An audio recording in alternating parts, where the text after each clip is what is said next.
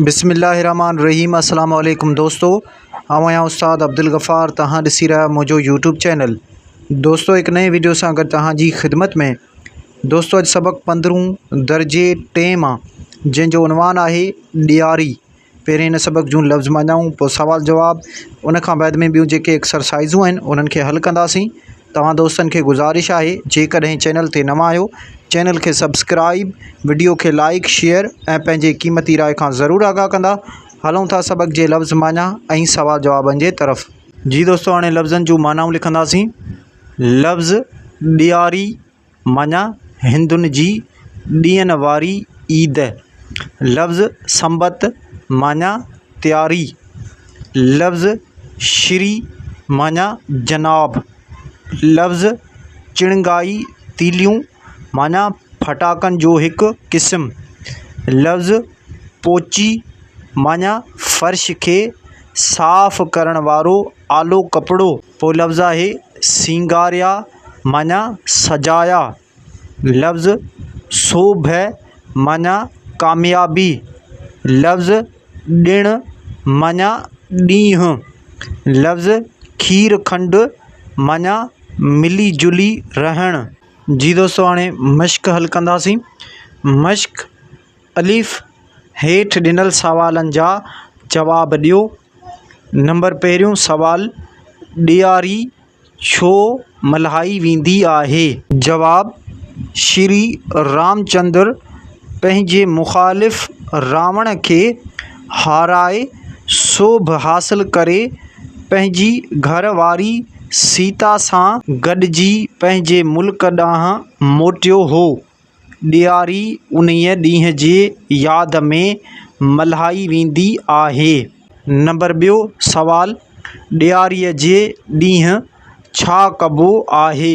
जवाब, ॾियारीअ जे ॾींहुं घर सिंगारबा आहिनि, ॾीया ॿारबा आहिनि ऐं मिठाइयूं विरहाइबियूं आहिनि। नंबर टियों सवाल, प्रकाश खे संदसि दादा कहिड़ी चङी ॻाल्हि ॿुधाई? जवाब, प्रकाश खे संदसि दादा ॿुधायो त सभई इंसान हिंदू तोड़े मुसलमान पाण में भाउर आहिनि। हेठि ॾिनल लफ़्ज़नि जी माना ॿुधायो। जी दोस्तों, ही लफ़्ज़ आहिनि, हाणे हिन जूं मानाऊं लिखंदासीं। लफ़्ज़ ॾियारी माना हिंदुनि जी ॾींहंनि वारी ईद। लफ़्ज़ सोभ माना कामयाबी। लफ़्ज़ संबत माना तैयारी। लफ़्ज़ खीर खंड माना मिली जुली रहण। लफ़्ज़ पोची माना फ़र्श साफ़ करण वारो आलो कपिड़ो। दाल, हेठि ॾिनल लफ़्ज़नि मां मुनासिब लफ़्ज़ चूंडे जुमिला मुकमिल करियो।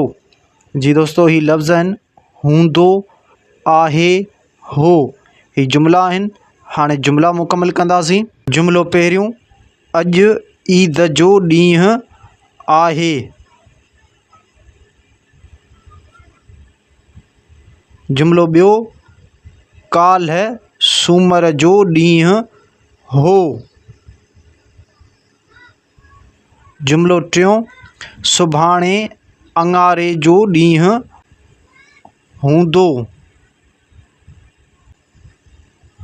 हे ॿार स्कूल में पढ़ण विया आहिनि। हिन जुमिले में ॿार ऐं स्कूल लफ़्ज़ इस्म आहिनि। अव्हां हेठि ॾिनल जुमिलनि मां ॿिया इस्म चूंडे ॿुधायो। जी दोस्तों, हाणे जुमिला आहिनि, इन्हनि में इस्म ॻोल्हींदासीं। जुमिलो पहिरियों, घोड़ो हिकु जानवर आहे।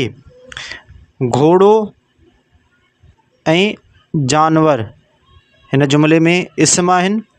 जुमिलो ॿियो, पखी टारीअ ते वेठो आहे।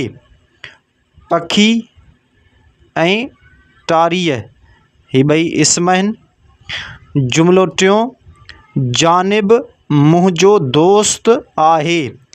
जानिब ऐं दोस्त हिन जुमिले में इस्म आहिनि।